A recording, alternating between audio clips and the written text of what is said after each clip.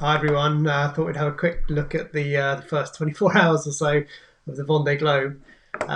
If we just go to the race tracker and just watch the fleet as they sail across, as they leave Les Sables d'Olonne, there was just a noticeable split really between the foilers who are preferring to put their bow down a bit, and the Daggerwood boats that are just going a little bit more on the breeze, and they've split here quite nicely.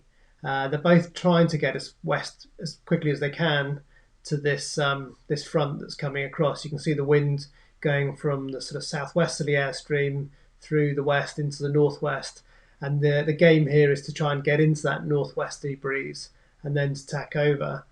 Um, and the Daggerwood boat's just preferring to stay a bit closer onto the wind, and that's shown in the results over the last 24 hours.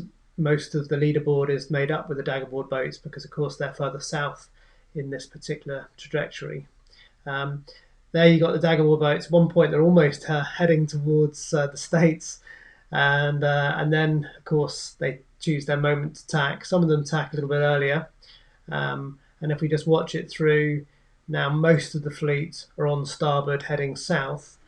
Uh, and we're expecting the foilers to start to put their bow down and probably power over the top of the Daggerboard boats. But it's not that um, clear over the next 6-7 hours, because there's another little front going through, and the wind's going to go back round to the southwest, which may see the boats in the south being more favourable. And certainly, if we look ahead to the next week, it's a long time before we get really into some established trades. So I think it's actually going to favour the Daggerboard boats, certainly for this first week.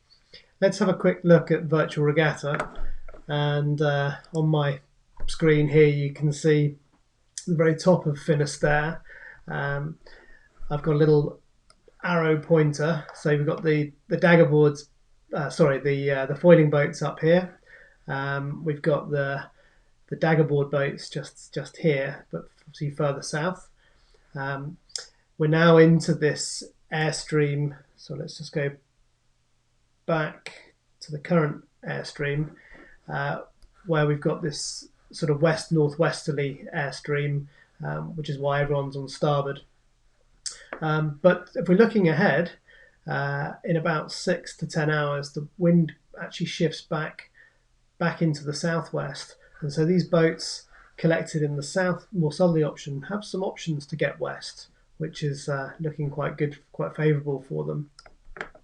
I'm just here at the moment with good company. I've got Vincent Roux just down to leeward of me, Ian Lipkinski, and Joan Malloy. So I've got some Figaro and some Class 40 sailors all amongst this point.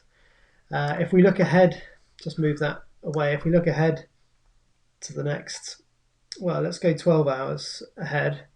You'll see the winds, really quite a lot in the south here. So, I'm expecting all of this boats in the south to be able to, use this opportunity over the next 6 hours to get some southerly in, and then flop over onto port tack, and then be able to maybe even cross the majority of the fleet and get out to the west. Let's see what happens.